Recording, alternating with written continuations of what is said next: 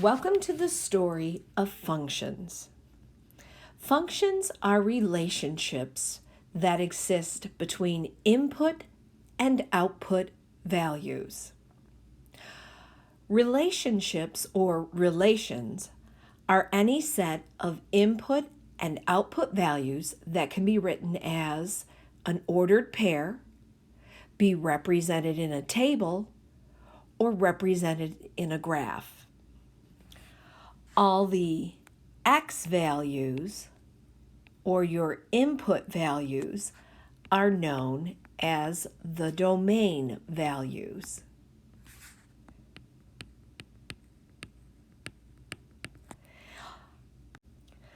All your range values are your Y values. And of course, those are the output values. Each relation can be represented by one of those three methods: an ordered pair, a table, or a graph. But is the relation a function?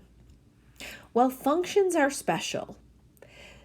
A function is a special relationship in which each member of the domain is paired with exactly one member of the range. This story that we're going to tell you is about favorites. The domain values represent three different people or three different input values. And we asked each of those people their favorite color. You're only allowed to have one favorite color. And if you do, you qualify as a function, meaning you have exactly one specific output value or Y value. For example, our first student has a favorite of blue, our second red, and our third green. Each student has a unique output value or Y value. So this relation definitely qualifies as a function. In the second case, these three students each have a favorite color and only one favorite color. Even though two students favor blue, that's okay. This also qualifies as a function because each input value has only one output value. So yes, this is a function. But lastly, this case is not a function. When we asked each student their favorite color, you can see that the first student had two favorite colors, which is not acceptable. Each input value has to have one exact and unique output value. Because this student had two output values, this disqualifies this relation as a function. How does that look when we actually put in numbers for each of these tables? Let's take a look. Let's mimic each of the relations in the tables below. For example, we have three unique students. We put those numbers into the function and they produce three unique favorite outputs, such as 10, 11, and 12.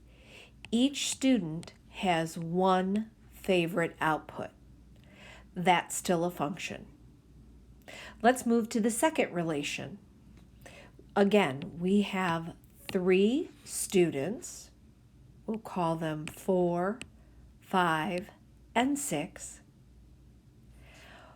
The first student has an output of 10. The second has a favorite or an output of 10. And the third has a unique output of 11. And that's okay because each member of the domain has only one member of the range as its output value. But in this last case, this relation will not qualify as a function. We have 3 unique students. However, our first student has 2 different output values. So we'll have to represent that student twice. So 7 has an output of 20, and 7 has an output of, let's say, 21. That input value cannot have 2 different output values. So suddenly when we see that, this is not considered a function when the same input value has 2 different output values. This concludes the video on when a relation is a function.